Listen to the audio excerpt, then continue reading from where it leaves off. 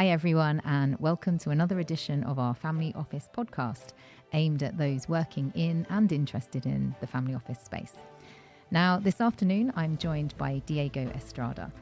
Diego is a management consultant with us here at PwC who specialises in helping private foundations and grant-making organisations maximise their social impact, urgently, sustainably and with integrity. With over 15 years of global experience across many countries and regions, he guides organisations to balance ambition with accountability, ensuring every decision is made with the understanding that time is precious. Every day without progress means someone goes without a meal, a child misses school, or a community loses an opportunity.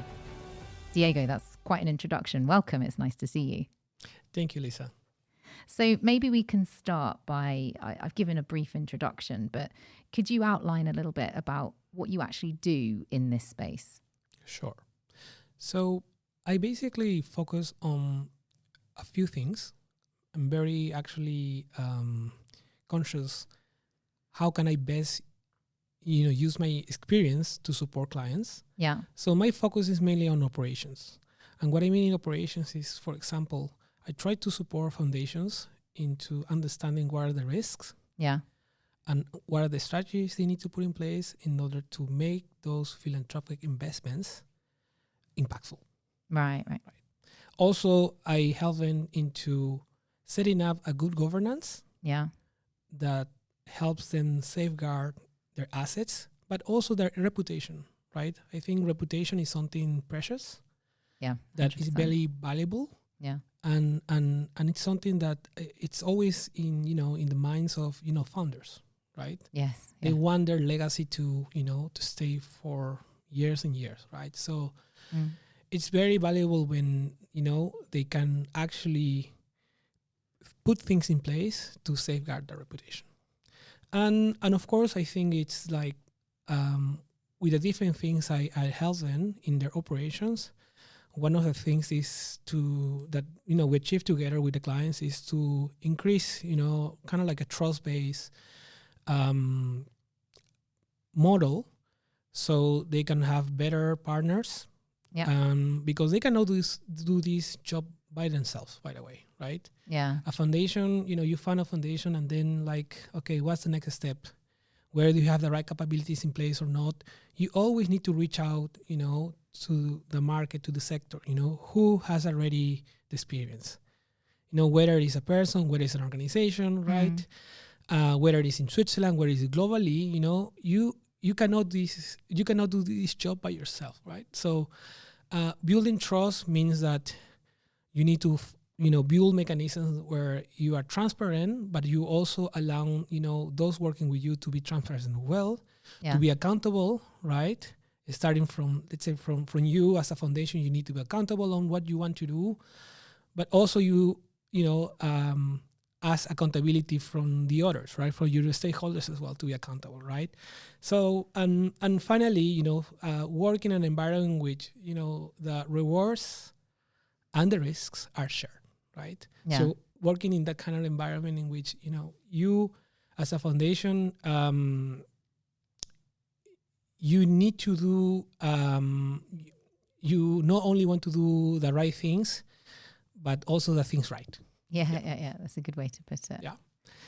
So I think those are most of the things I've been helping foundations, and of course, we can go into more details, but I would say that's the essence of my experience. Yeah, and it's such a purpose-driven role that you have. So how did you get interested in this space in the first place?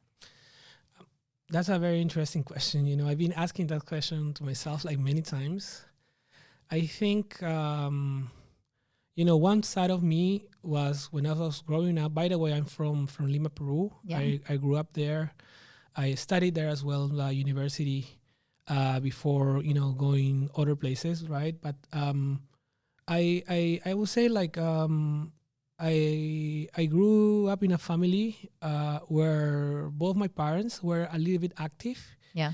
In this kind of not necessarily philanthropy, but at least looking after the community. Yeah, giving back. Exactly, right? So And even though, of course, like when you are a kid, you do things mostly, because, not necessarily thinking about, not consciously thinking about helping others, but it's just a part of the things that you see, your parents are doing, are engaging other people, you are part of that, right? But then, like when I finished school, I started my let's say my professional career, right? I entered into consulting, which I love it. I started helping a lot of companies, always under operations, kind of like consulting. And then there was a moment in time in which, I was a little bit, fed up, right? I wanted to do something else. Yeah. But I also love consulting, right? And that's where I discovered, that I had the opportunity to work with one of those clients, that want to do some good, to the community. And I had the opportunity to help them. And I found myself that, that was something that was very fulfilling for me. And if I wanted to grow that area, I needed to find actually better opportunities or better places where I can actually learn more and do more as well, right? Yeah. So that's how I ended up here in Switzerland, actually, and with the International Development Team, which is a team that actually works with the biggest international organizations, grant maker organizations in the world that are based in Geneva, and they help these clients. Yeah. Well, that's actually a neat segue to my next question, which is, so why is Switzerland appealing as a jurisdiction for private foundations? That's an excellent question, actually. A question that I like a lot because I love Switzerland. Yeah. Me too. And I think, we can look at first at, what Switzerland means to the world, right? And I think Switzerland, besides, being, a country that loves neutrality, right? It's a country that has always been very active in the developing world, right? Yeah. I think International Geneva, what has become over the years, it's basically a center of development. You have many international organizations based there. You have UN, you have the biggest international organization. You have also NGOs, right? And basically creates an environment in which it's always looking into how we can make the world a better place, right? Yeah. And in addition to this, because of this, right, you get the chance to have the best talent as well, right? So you're thinking about setting up a foundation. You want to also be sure you have the best of the best, right? Yeah. To do this very complex job, right? And Switzerland actually offers that. Yeah. In addition to this, I would say that from the federal and cantonal level, they have been doing quite a lot to create an ecosystem that actually is very supportive to foundations, not only in terms of laws that actually support the foundations, their creation and how they can achieve their mission, but also like going along with the new things coming into the world, like for example, social impact, right? Now more people want to enter into this area, right? So now they're creating also specific adjustments in the law to allow foundations to also enter into these sectors. And then innovation as well. Switzerland is known to be the most innovative world in the world. And this is also reflected in their development sector, in their philanthropic sector as well, right? The newest ideas and the new mechanisms are also being developed here, are also being in place and also being adopted by also like the biggest organizations. So I would say there is a complete environment that is striving to, to create, the right, has the right infrastructure, but also that right, let's say, stakeholders. To get there. Yeah, it's really interesting. And so what trends then are you seeing at the moment with the private foundation space? Okay.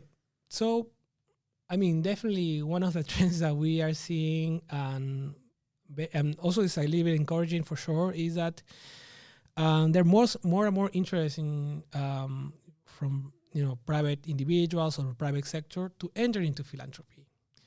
I think there is more awareness, right? And we can see that at least, for example, in Switzerland, there is more than 13,000 foundations at the moment. Every year, there's a kind of the growth rates are around 5%. Okay. And also, Switzerland is one of the places in the world where, it does not only has, let's say, a large number of foundations, but also like the foundations, they manage a large amount of money in terms of assets, right, which make them quite impactful in what they want to achieve. And we are seeing that this amount is also being growing year after year as well, not only in Switzerland, but also in Europe, for example. Then as well, if we step a little bit outside, the philanthropy sector, we can also see that there's a correlation between this sector and also the ultra high net worth individual, right? Yeah. This, high net worth, ultra high net worth individual has been growing as well in several regions, not only Europe, in the US, right, in Asia. There's a tendency for sure that they get into a point in which, they also want to enter in philanthropy, because they also believe that they want to leave a legacy, behind. Yeah, I think that's a really important piece of it, actually. And I mean, without getting political, I think there are various governments that have also pulled back from some of their philanthropic spending. Do you think that galvanizes people as well? They feel like if not them, then who is going to help solve these issues? Totally. I think it's part of, we have seen it since beginning of this year, right? How the whole sector has been, let's say, shaken. Yeah. I work very close in this sector, and, I also have friends and clients as well that are being, massively affected because of the cutoff of funding. Yeah. Right. Which is a shame. But it also creates opportunities, I would say, right? Yeah. And these opportunities, we are seeing that these opportunities are also coming on the private sector to try to cover that gap, right? Of course, we can always argue, the level of impact maybe it's not going to be the same as coming from more institutional, funding. Yeah. But it's still, I think, material, right? And I think. Also, there is demand as well. Because of the cutoff of the funding, there's institutions, there's NGOs that, they're also looking after how we can cover this gap. And they're actually reaching out to the private sector as well, right? Yeah. They're, having closer discussions. And I think the private sector as well is, I think they know that they can also complement this as well. Yeah. No, it's super interesting. And if we turn then to the work you're doing, I think people always like to hear kind of the challenge or where can things go wrong. So could you give us just a brief overview of where you see things going wrong? Okay, sure. I was having a discussion last week, actually, doing a final presentation for a client, and closing remark from the client was, they say, they really like what we did, by the way. But one of the things they said is that, okay, we are very happy that, you are doing this presentation to us, not because something went wrong, but because, we're actually, creating something new, right? That it will help us to, to be more impactful, right? So, but the reality is that, the most of the time, when clients, reach out to us, they reach out because something went wrong. Yeah, right. I can imagine. And that's not good, but that's how it is. Yeah. We tend to be more reactive, than proactive. So of course, what are the things that could go wrong? I think, when I was saying at the beginning, many clients, especially philanthropy organizations, so whether you have a philanthropy, mission, you cannot do this by yourself. You cannot do it alone. Mm-hmm. Right? You need to partner with someone somehow. and sometimes,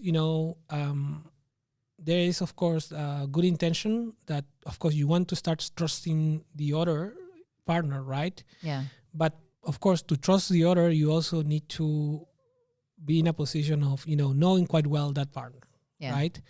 And what I see is that sometimes, there's good intentions, but there's a little bit of fear of maybe, asking questions about, the partner. Right. Okay. Asking, what, one area could be, where about their past, their experience, where they have the, and the other part is also where they have the right capacities in place. Yeah. Right. Yeah.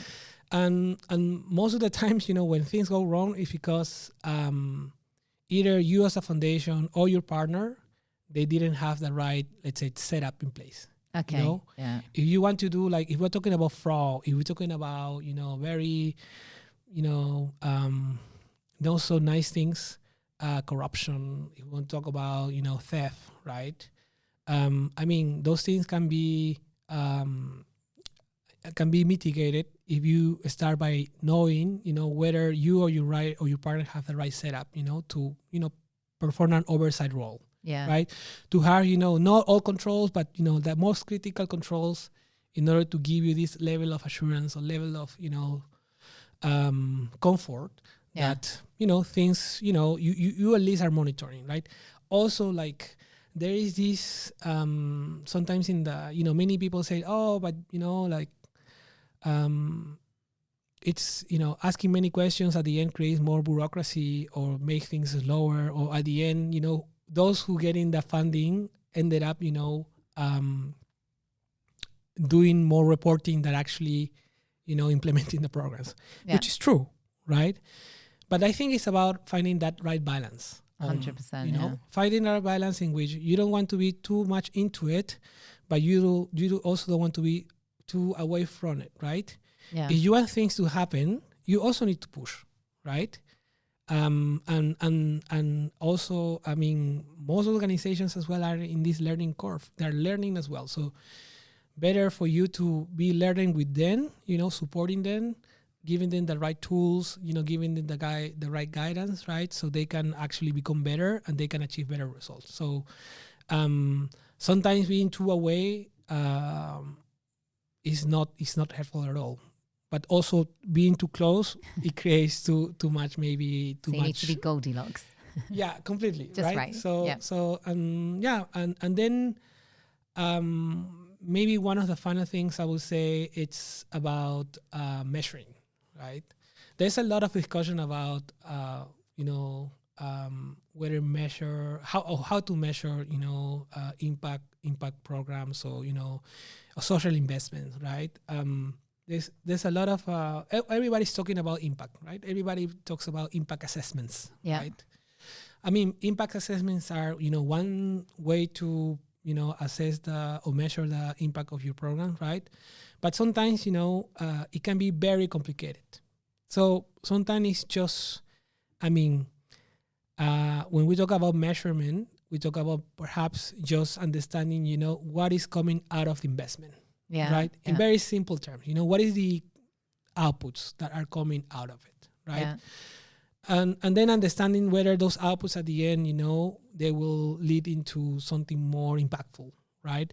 But if you don't have that visibility of the outputs, you can be funding, many programs, many activities for many years, right? And at the end, not knowing really whether those investments are really yielding, the impact that you want to achieve, right? Those social, and whether those beneficiaries that are supposed to be, either communities, people on the ground, they are supposed to receive, the help or the support, right? Whether at the end, they are benefiting from it or not, right? So I think, this is a focus that foundations need to work more on, trying to, try to find the right balance. What does it mean, how to monitor it in a way that, we understand where our investments are going, what results are we getting, right?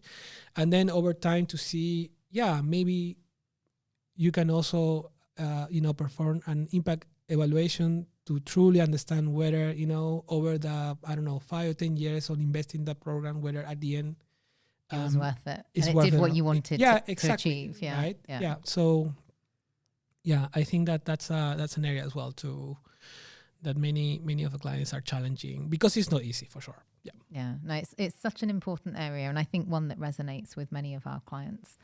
My last question. So if you were setting up your private foundation, what's the one tip you would give yourself?